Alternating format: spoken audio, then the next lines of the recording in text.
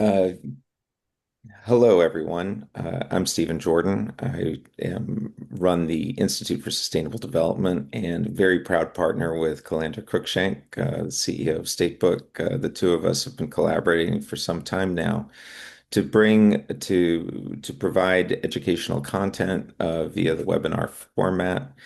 And we are very pleased for in 2026 for to present this program to you.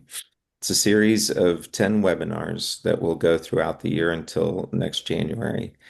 And our goal with this is to provide a survey of the major issues and topics that economic developers and community developers face, not just at the time of a sudden shock of a disaster like a tornado or a flood, but in terms of how to think of it across the management cycle. Uh, Most people tend to think about disasters from an emergency management lens. We have a federal emergency management agency, for example, not a federal disaster management agency. Developers, in contrast, look at this as an extreme form of development. Instead of having to work on one or two elements of your community portfolio, you basically have to work on everything all at once. And so for us, we think this is a critical issue that we need to examine much more closely. With that, I'm going to turn it over to Calandra to moderate the rest of our conversation today. But again, Calandra, thank you very much. Great to be with you. Yeah, likewise, Stephen. Thank you. And thanks so much to Lynn Knight and Rob O'Brien for being here with us. They are both experts in their fields and have both been working with Stephen and I for quite some time now and have some really, really valuable information to share with you. And with that, I think I will share my screen and pull up the slides. And Lynn, if you want to introduce yourself while I am doing that, that would be fabulous. Sure. Well, I've been an economic developer for going on 30 years now in one shape, form, or another. I realized the other day, my first job out of college, I was doing an economic development newsletter for a newspaper chain in California, and I've been hooked in the field ever since. And I'll just jump right in. One of the things I have worked on throughout the years are comprehensive economic development strategies. And I'll talk a little bit about what they are and how you can use them to become more resilient. Uh, and Kathleen, who's on the call, and I have done a couple of these together. Last year, we did a 7-county SEDS in New York. And, it really underscored for me the area that we worked in had a lot of flooding and concerns about resilience. And so, when I was thinking about this presentation, I was thinking about how the SEDS can tie in ways to deal with resilience. So let's go right in for the first slide. So what is a SEDS? For those of you who have not done this before, a comprehensive economic development strategy is a plan. And, I think of it as an essential roadmap. It's a management tool that helps community leaders think strategically, and throughout the process, you gather ideas from your community and you are able to focus your efforts and develop a plan for what you're going to do to steer your development. And it can include all kinds of things from targeted industries to infrastructure, what investments are you going to make? It also helps you reveal problems you have, such weaknesses like not enough workforce housing or infrastructure that's aging, et cetera. So it's supposed to be, taking a broad view, engaging your community, and you also come up with a list of projects and initiatives you're going to do and implement at the end. Next slide.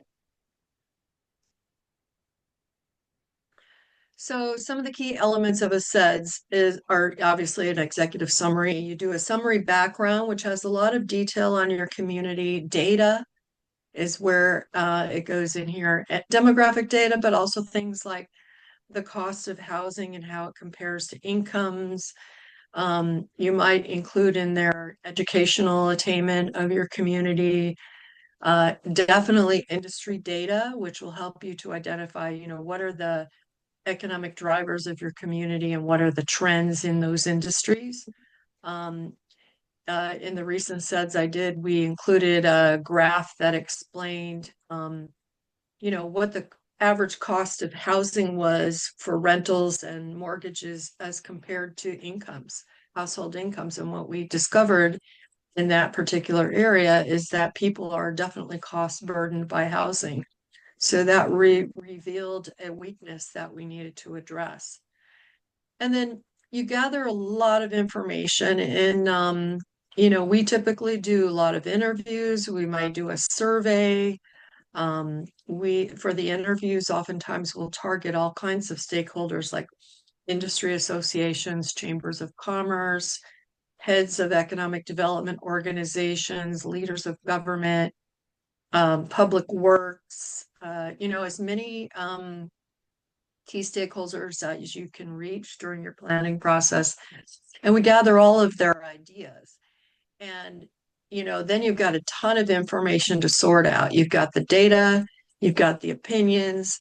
One of the things we always do when we interview people is we ask them what are their ideas for projects that should be undertaken. And so sorting all that, it's helpful to do a SWOT analysis, which is, a very easy management tool to identify strengths, weaknesses, opportunities, and threats. I also like to do a word cloud. So, if we interview 100 people and you keep hearing the same thing over and over again, you count up the number of times you've heard something, and then that helps create a word cloud, which shows you the importance of that item.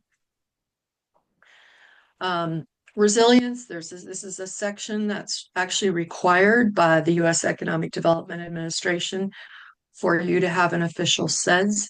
And then how do you evaluate this big wish list that you come up with? Do you assign points to different things? How do you elevate priorities? And it's very good to have a framework. And then you outline your specific strategies and action plan. Next slide. So this is an example of a word cloud, you're looking at the physical conditions, the business climate, you look at your educational assets, research facilities, and of course, all kinds of quality of life items come up. I mentioned housing, but it can be other things beyond that. This word cloud is actually from a tribal community, so you might see some words you don't recognize there. Tribes do have some different values that help their community leaders decide priorities. Next slide. So when we talk about resilience, you can think about this in a lot of ways. At the end of the day, community resilience are ones that are better able to handle shocks, withstand shocks, recover more quickly, or avoid shocks entirely. Those shocks can be all kinds of things. They can be extreme weather. They can be crime. They could be loss of a major industry or a major employer. I've been in that situation where, we had a huge manufacturing industry and all of a sudden, because it was no longer competitive with international places that had lower costs, we lost 34 factories and suddenly, we didn't have much to drive the economy. So that can also be something that you may need to mitigate by working on economic diversification. And you'll see me mention that a couple times. But At the end of the day, I feel like if you fail to plan, you plan to fail because you just don't know where you're going. You're just wandering. And, you can go along and hope things work out organically, but it's much more uh, empowering to local leaders and to your community if they know what your plan is and where you want to go. And I think the resilience section in the SEDS deserves more than just a few paragraphs and deserves to be, deeply thought through to do well. Next slide. So here's some, I've already mentioned a couple of these. So some threats that impact resilience. So, you're going to look at some urgent things like potential for repeat flooding in that area of the Mid-Hudson in New York. We had concerns about repeat flooding.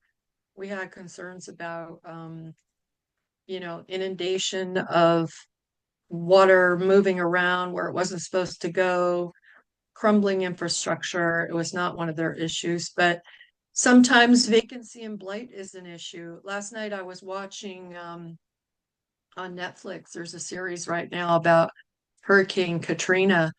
And did you know after that disaster, 60,000 buildings in New Orleans became vacant or blighted? Now, how do you deal with that? That's a huge, huge issue. Um, Under Mayor Landra, one of the mayors that came in after the flood, but he was, and he also became lieutenant governor of Louisiana at one point. Mayor Landro came up with what I thought was a brilliant system, which was they call it Blight Stat, where they surveyed all the buildings and they, using measurements, they created priorities for which building should be dealt with based on whether or not they affected the immediate area and businesses and residents in their neighborhoods, et cetera. I thought it was a very, very, very good presentation because or evaluation because you can't deal with everything all at once. So it enabled them to come up with priorities. Unsafe reputation, certainly. Rising crime, certainly. Um, and then lack of diversity in the economy. If you're an agriculture community, for example, and you suddenly have flooded fields, and we saw this in Kentucky after flooding disasters. How is that community going to recover? In Eastern Kentucky, they were heavily dependent on the poultry industry, and huge poultry farms and grain silos were destroyed in their tornado outbreak. And that affected businesses up and down the supply chain and, the communities there, a lack of diversity in the economy. A lot of times, communities are also too dependent on tourism. We've seen that all over the place, particularly coastal communities. They have a vibrant tourism industry when things are good and, you've got blue skies. But when there's a disaster, nobody goes and the money stops. So thinking about diversity is an important consideration. Next slide. So here's a good practice, best practice. So I've talked about resilience, marrying your SEDS with your hazard mitigation plan. So SEDS is a requirement from the U.S. Economic Development Administration if you want to tap into their grants, and it's really a best practice for economic development purposes, steering your economy. Hazard mitigation, on the other hand, is a requirement by FEMA if you want to ask for money for mitigation projects and emergency management from them. There is a publication online which explains how to marry these two documents. Some of them have similar, they have similar requirements. Both require a data collection. They, can be used for both. And strategic planning, to minimize your vulnerabilities can be shared by both. And the other good thing about this is, you can tap into these organizations for funding if you've documented your need and what you plan to do, and you show that it's been vetted by your community. So there's a publication online. You can either check the FEMA website or EDA website for this publication on how to marry the two.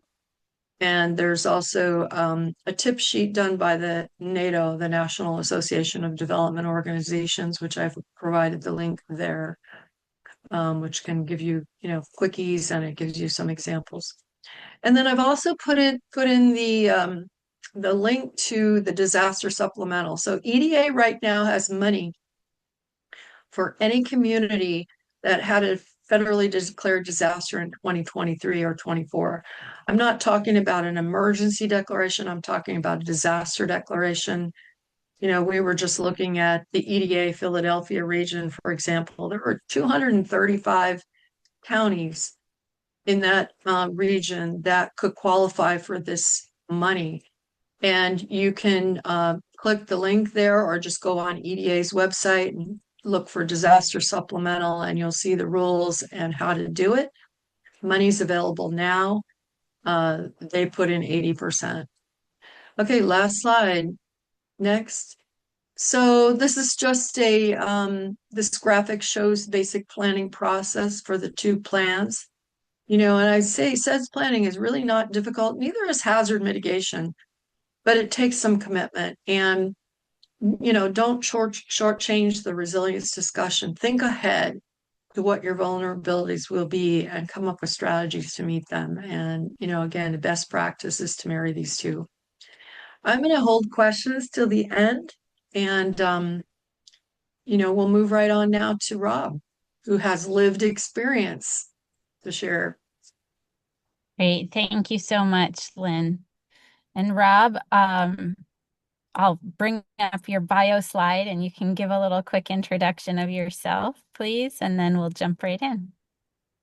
Thanks, Calandra, and good day, everyone. It's good to have you all here, and appreciate the opportunity to be here with my ISD colleagues to present this. I've spent about 40 years in economic development, and interestingly, like Lynn, began my career actually in the media, on the broadcasting side, and then moved into chamber world, and then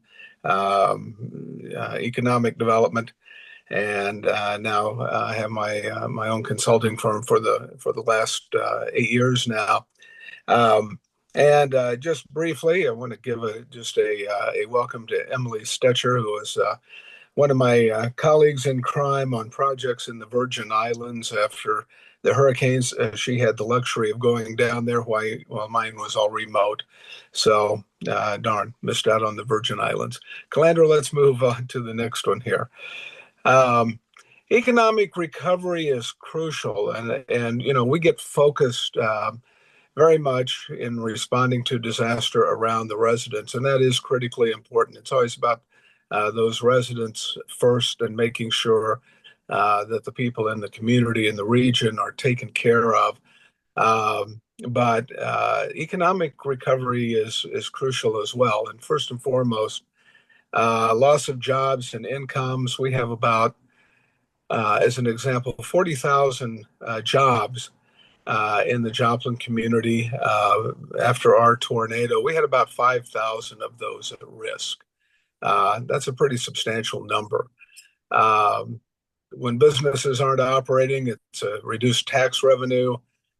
It creates concerns about the future rebuilding of the community when people see businesses are not coming back, and it creates perceptions of viability by and for the remaining employers who wonder if those that have been damaged or destroyed are going to come back.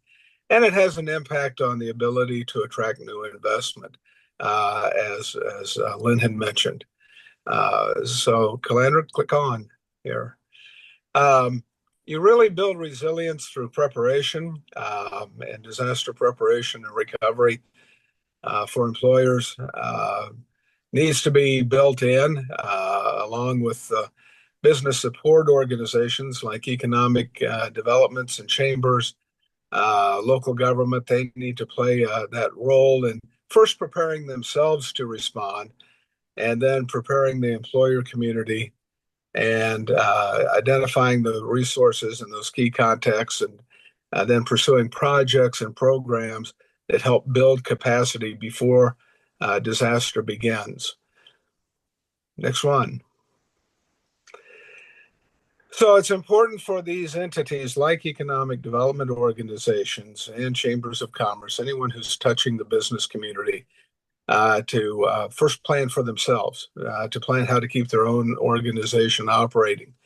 And there's lots of templates out there that give guidance. The Small Business Administration has them, FEMA has them, the U.S. Chamber, the International Economic Development Council. There's so many that all have templates for doing risk assessments and then building out a plan based from that assessment. What is the most likely disaster to occur? A meteor strike would be very devastating, fairly unlikely. On the other hand, for many communities, hurricanes, tornadoes, floods, wildfires, the things that we've seen that keep reoccurring are likely and can be planned for.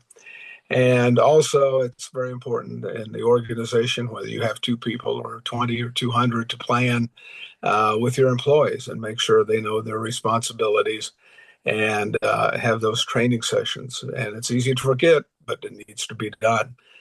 Next slide, please, Calandra. Some of the key elements in those are basically having a backup location. For us in Joplin, we had this really great U.S. Chamber recognized disaster plan, and never envisioned having 530 employers get knocked down while our building was still standing.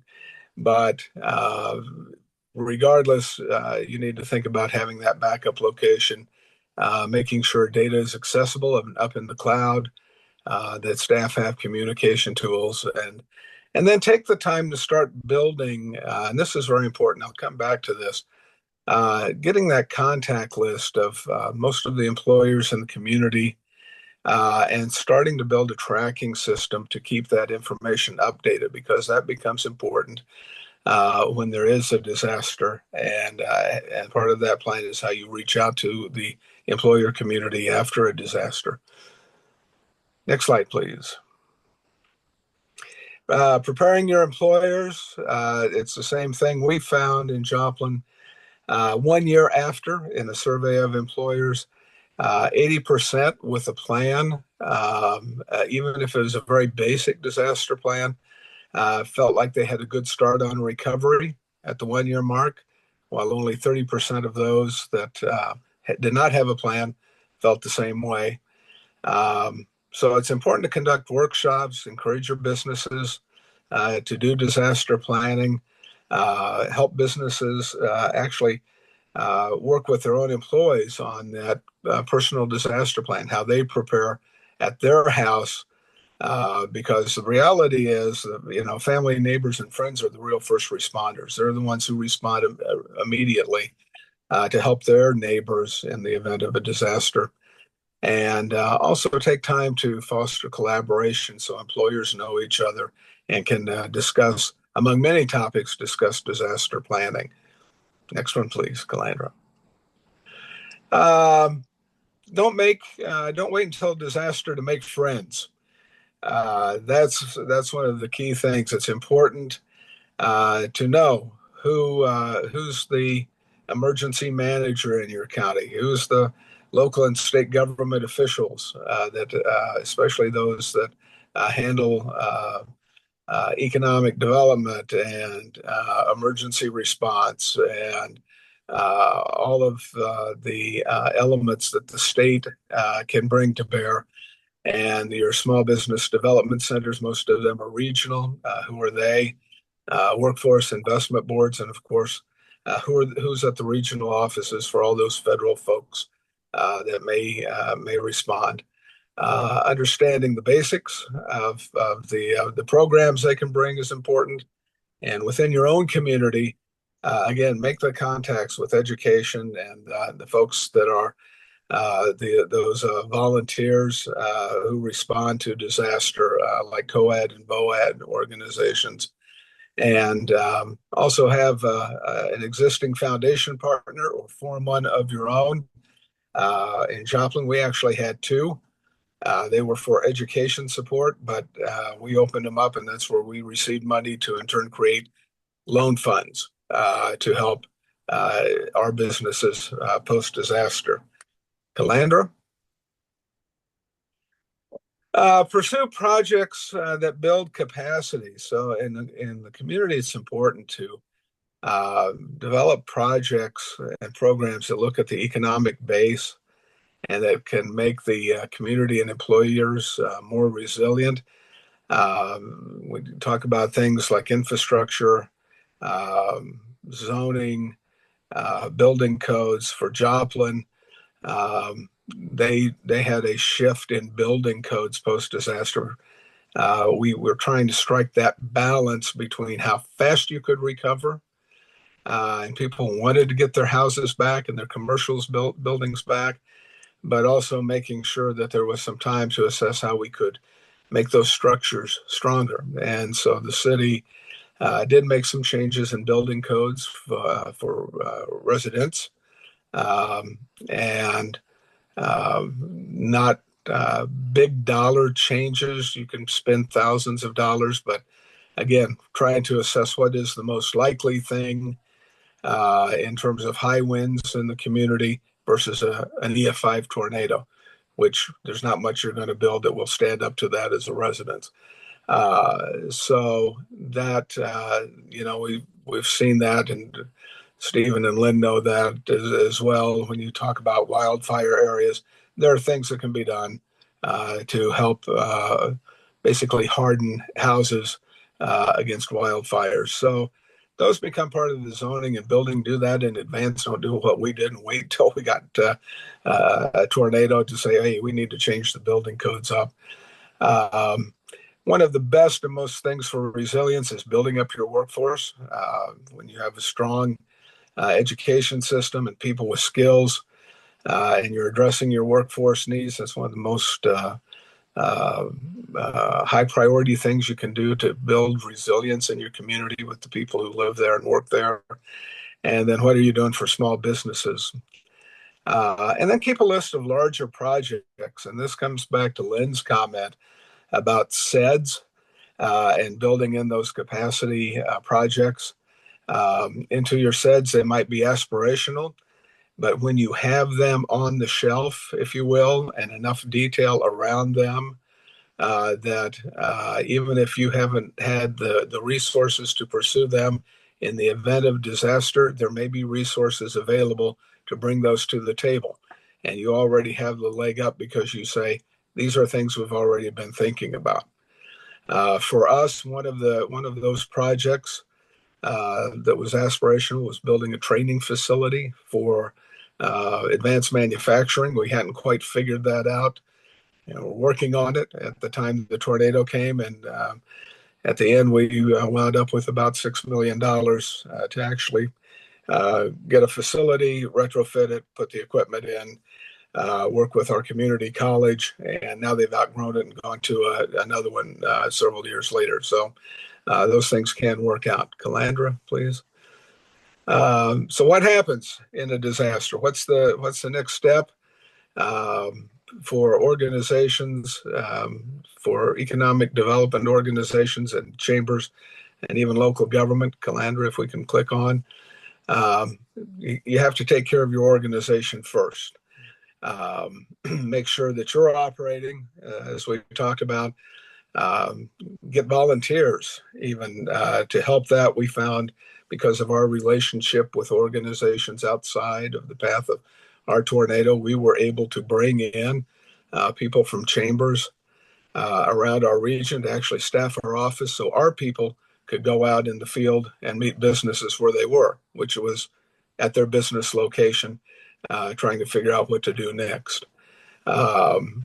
You can begin getting those government sources lined up, understand what the scope of the disaster is. People are looking for you to be able to tell them what happened and where those resources are. And you do that through having good communication channels. Next slide, please. You need to assess and support the employer community. And this comes back to that tracking system where you can start getting the information. How many employees were affected? How about facility? What's the level of damage? Is it something that's a blue tarp on the roof and they can open in a couple of days, or is this a complete rebuild? That's important information to have to share with those responders at the state and federal level who may bring you dollars and cents. Help assess that program. What are the needs? And you link them to it. You know, who needs a generator? It's very basic, but you know, who needs a generator, a tarp, a space? When you're in the economic development arena, you know, you already have a list of sites and buildings and expand upon that. Develop those loan programs if you don't already have them in place, and make sure you communicate all the time. You cannot communicate out enough in that regard through every channel that you have. Next slide, please, Calandra. Um, Encourage community collaboration. The you know, it's important for all the entities in essence to trust each other and stay in your lane and do what you're best at. But you also need to have that collaboration with the other sectors in education and government and not for profits to make sure needs are being met, and get the employer community engaged in helping set the long-term recovery and what's the long-term vision and what's needed, and bring that into the full community engagement process. And then as long-term plans are developed, think about those systemic issues or changes that can increase resilience. And get back again, you bring that back into your SEDS where possible. So you have those things on paper ready to go as you see opportunities to pursue them, and keep communicating to the community to make sure they know what's happening. That communication and setting expectations and getting people good information is important. So the community, those residents who are shell shocked, you know, they're trying to figure out, do we stay? Is the community going to come back? You're getting them the information they need to make good decisions. Calandra? So, like Lynn, I'll hold my any questions until the end. And again, thank you for the opportunity to be with you today.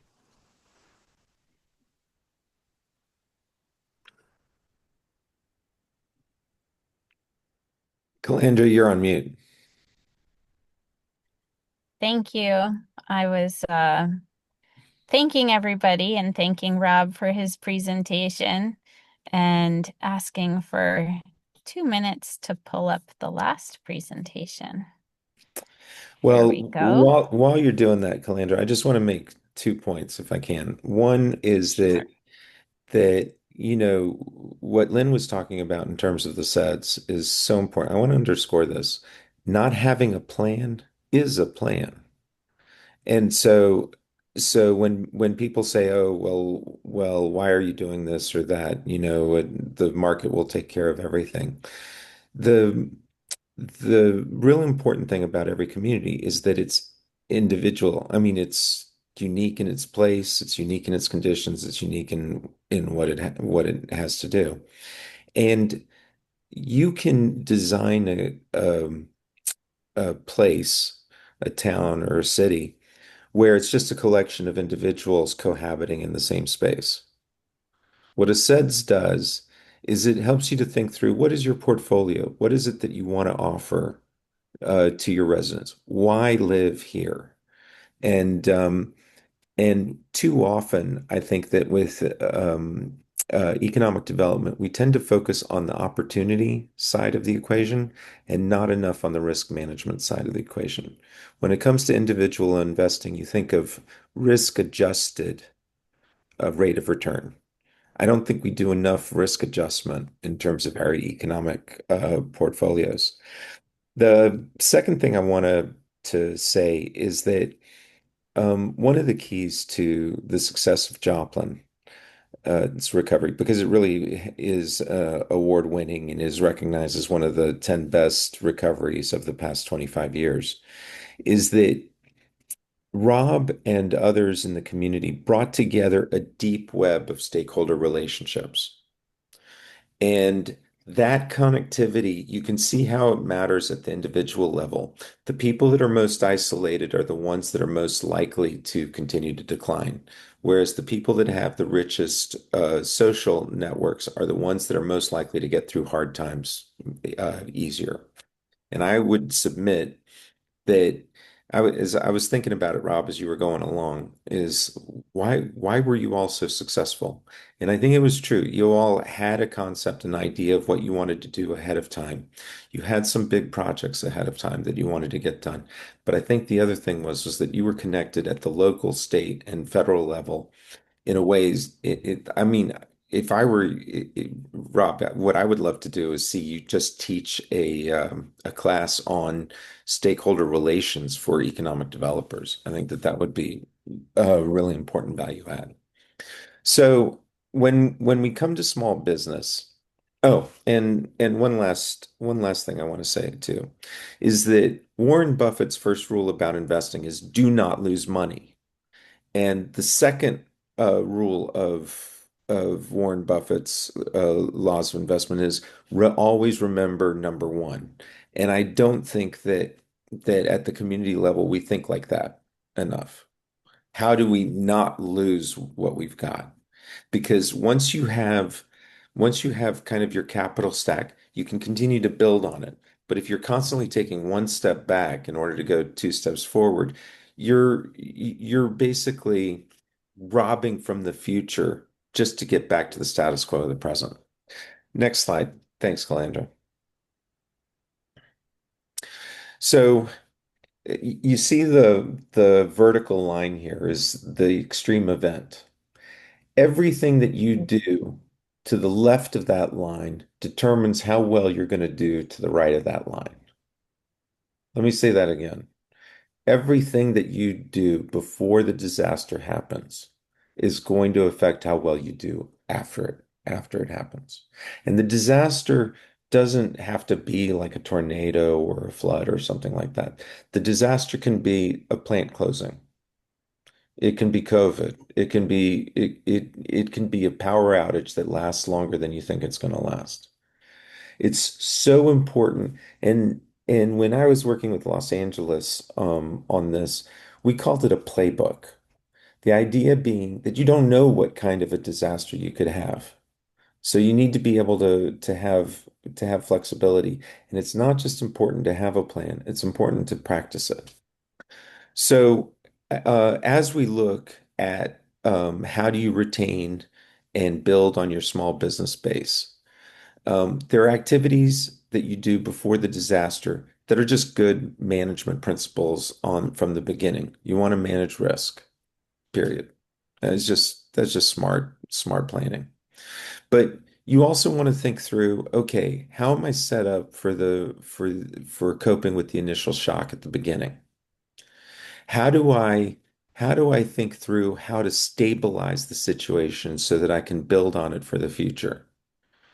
Third, you want to start thinking because there's a lot of one-off investment right after a disaster happens. People are replacing their cars, they're replacing their homes, they're replacing white goods, they're replacing inventory, supply, they're trying to figure out what to do with their plant, property, equipment, all of those kind of things. Um, and sometimes all of those upfront purchases can kind of fool people. I've had leaders of manufacturing groups, chambers, even local government officials just be really proud at how well they're doing in terms of the initial phase of recovery, only to realize that as that money goes down, it's been masking kind of the underlying real economy.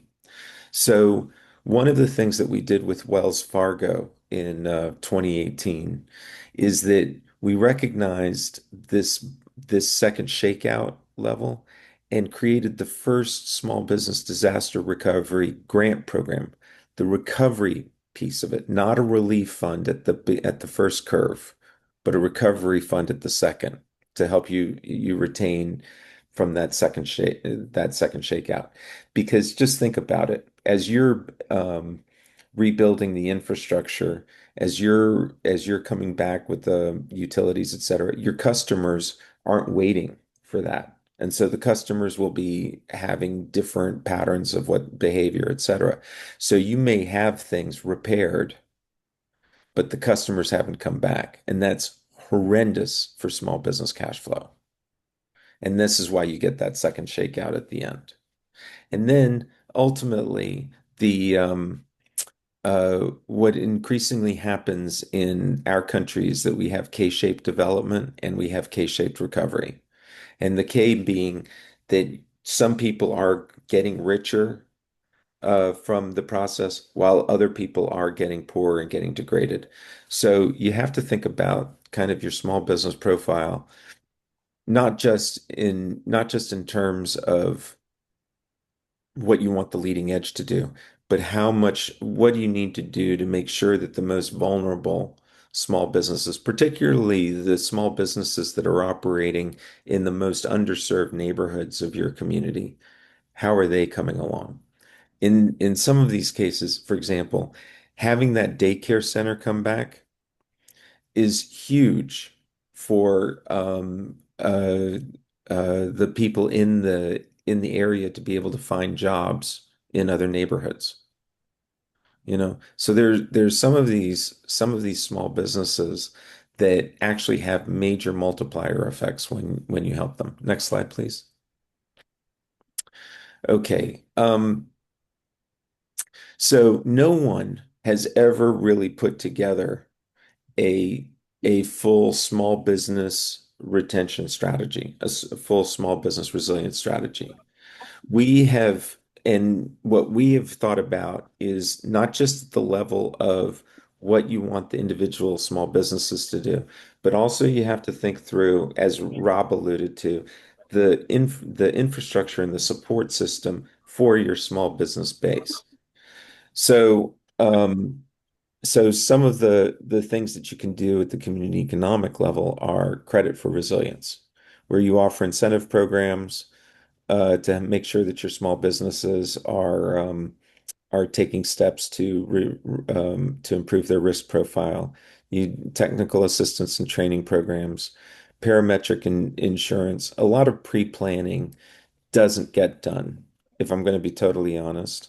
It just the at the community economic development level, um, there's so many things that could be done that just kind of go by the wayside.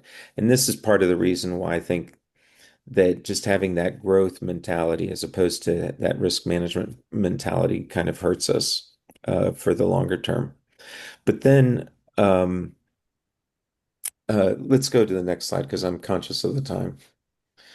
When the immediate shock happens, it's so important, for example, if you're going to set up a small business relief fund, to have thought about it during blue skies.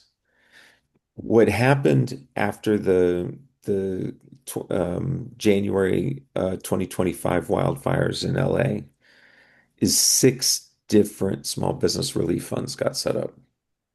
When you look at what happened in North Carolina after Hurricane Helene, they had three or four.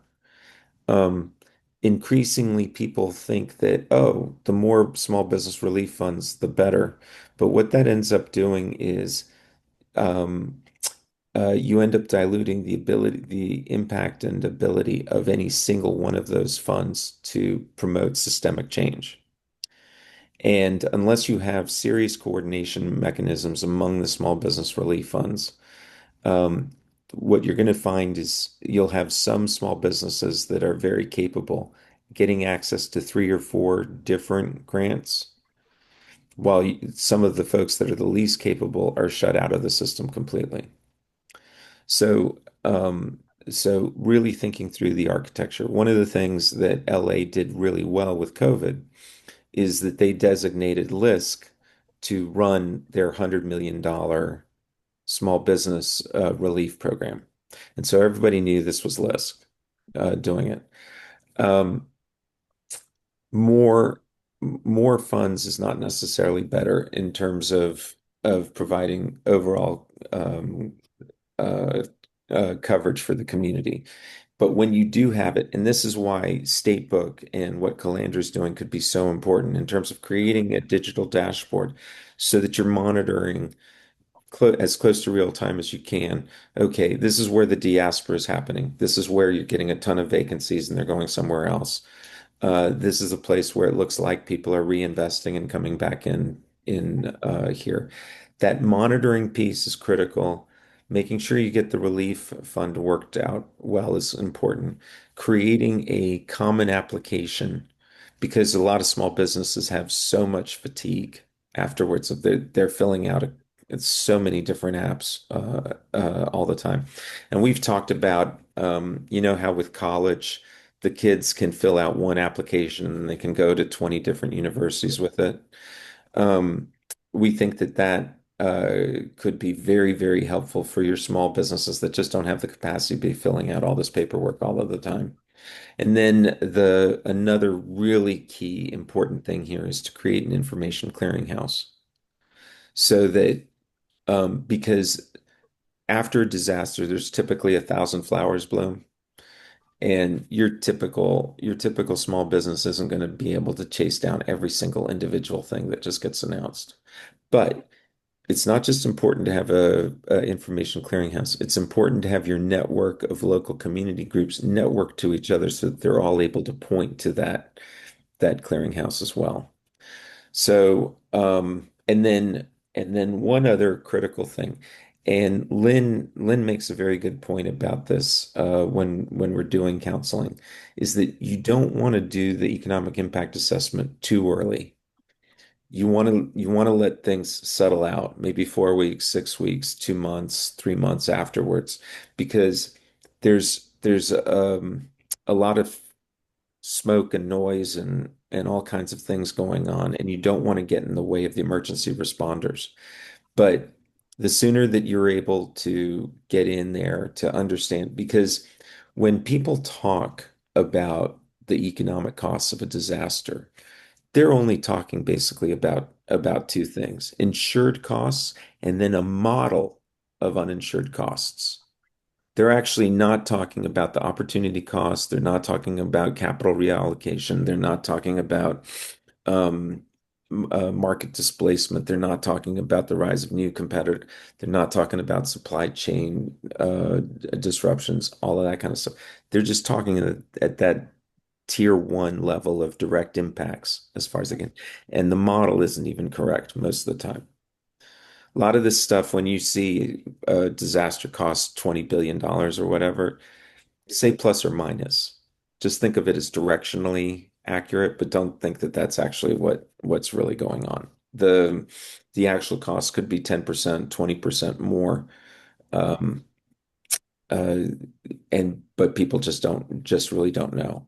And so the other thing that you want to have in terms of a credit for resilience program before the disaster happens is you want to make sure that the small businesses are taking pictures, of what they have in place beforehand. Um, and it's really important, I think, at the street level, to canvass small business needs. In part, just because, especially with like auto body shops and places like that, they're not checking the internet all the time. They're repairing cars. Go ahead. Stephen, I just want to interject there quickly that one of Statebook's recent partners is a company called I See Change, and they have an app where small businesses and citizens can upload the photos of disasters and whatever was damaged, and then the technology that they have using AI correlates that to the address and the property and the surrounding area and creates a report for the economic development organization to use that data in a way that is next to impossible to do when you're just trying to canvass a disaster area. So it's a really valuable resource, and I just wanted to throw that in. Right.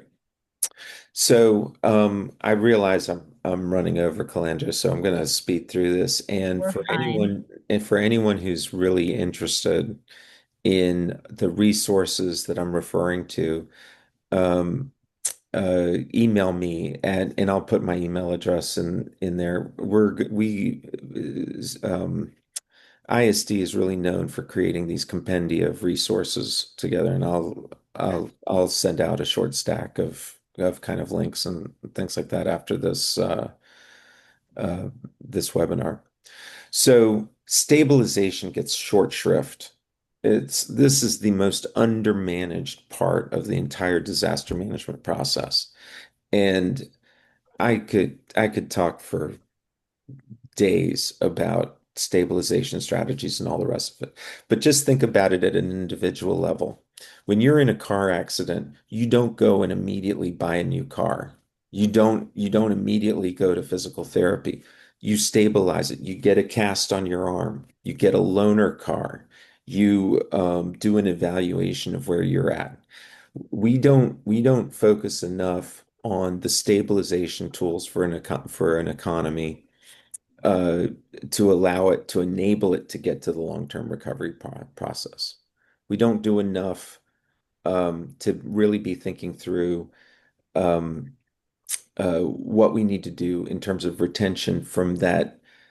I would say, and Lynn or Rob might correct me on it, but from like that 3 month to year time frame or 3 month to 2 year time frame, we don't do nearly enough to think through that whole thing. And the reason why I say 2 years is that for most disasters that I've seen in the last 10, 15 years, the HUD Community Development Block Grants for Disaster Recovery funding doesn't kick in less than 2 years. This period is absolutely critical for the future of your community. I'll let's go on ahead. Okay, this is of course where economic development organizations, business support organizations really shine. And there's so many things that have to happen if you want to get to a new equilibrium where you're getting set up for future prosperity. And I had alluded to the idea of creating recovery grants, but it's also super important to think through how you harden and make your infrastructure more resilient, how you focus on restoring customer demand, making sure that you really are addressing the changing customer patterns, and how you're engaging with the diaspora and how you're engaging with people outside of the community. I think these are all critical functions people need to be thinking about. Okay, so 15 minutes, what normally takes much longer time than that, but I'll kick it back to you, Calandra, for time reasons. You're on mute again. Thank you. So thank you everybody for being here. I want to open up if there are any questions. We want to make sure we give you guys a couple minutes at least here to ask any questions that you may have. And feel free to pop it into the comment section too. Chuck, are you Thank able? you. Oh, Hopefully, a good. quick question.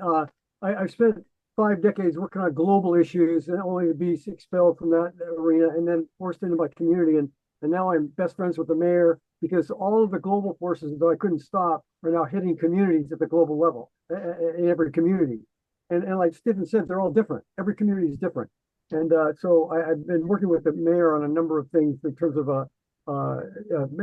environmental, anyway, risk management. Absolutely. That needs to be done. And on the goal, I'm sure you've heard of the 17 Sustainable Development Goals. What I'm fascinated by those is 169 specific measurable goals, affordable, achievable goals within the 17. And I'm trying to get our local community together to actually pick out what are the problems we see in our community and which of these can we plug into and then measure and hold events on. And in about 115 days, we're going to celebrate the 250th Declaration of Independence. And I'm trying to use that as a rallying point about our interconnectedness and that the laws of nature and nature's God, take care of nature, take care of each other. This is not complicated. And but to unite the nonprofits in the area.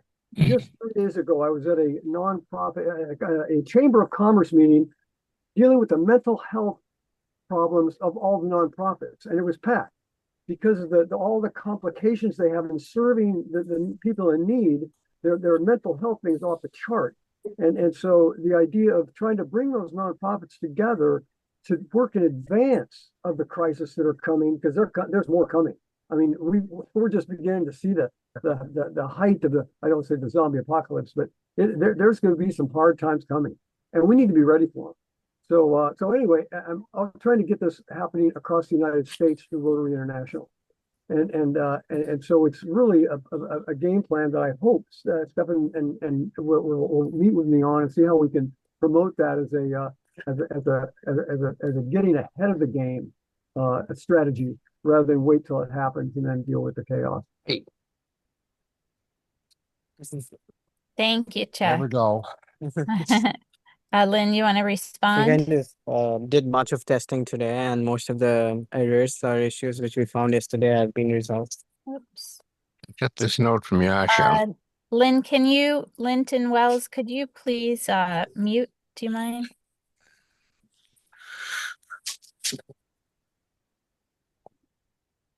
Thank you. Lynn, did you want to respond to that quickly?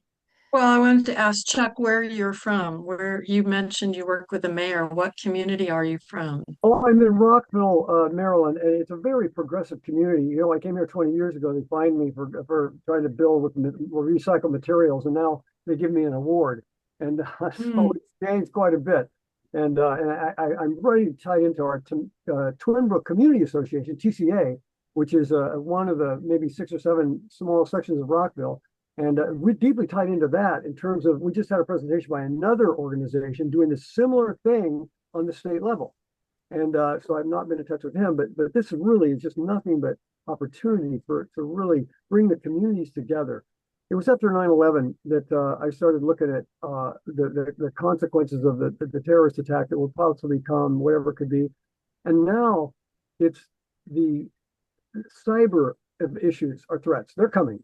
There's a number of different issues that we should be concerned about, not just climate change, but so it's just clear to me that the community level of organization is where it's at, and that's where I spend most of my time now lobbying, or not lobbying, but advocacy to try to bring people together, and even doing a survey of my own street. Who has the radio? Who has the compressors? Who has the medical facility? Who has all the different qualities are needed in an emergency to get a survey done of just every block by block. To get us ready for it. But so anyway, that's where I'm Mm, okay. I also wanted to just respond to something Stephen said. You were talking about the economic impact of disasters.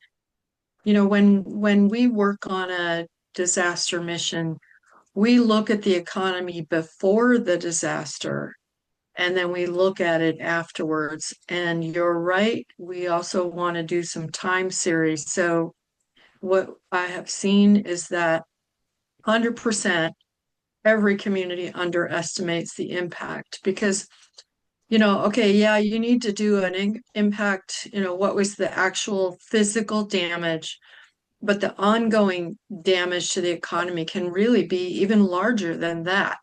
A case in point is Hawaii, where, we worked together after the Kilauea volcano incident, Stephen, and they estimated $100 million worth of damage from the lava and I suppose VOG damage to agriculture. But when we look at a year's worth of impact, it was well over $1 billion worth of impact to tourism, to agriculture, everything that, in between that was impacted over time. Same thing in Maui, the initial damage. FEMA comes in and they do a quick estimate, very quick, of the damage to physical damage, and they use that as a benchmark to determine if you can get a federal disaster declaration. There's a formula, per capita impact.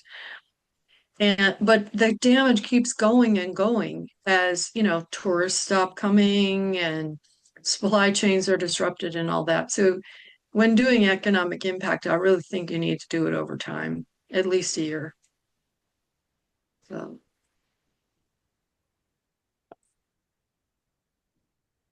Great. Well, thank you so much, everyone. Really appreciate Lynn and Rob being here with Stephen and me. And thanks for the question, Chuck. Really appreciate you. And we will see you next month with our next economic resilience webinar. Thank you so much, everybody.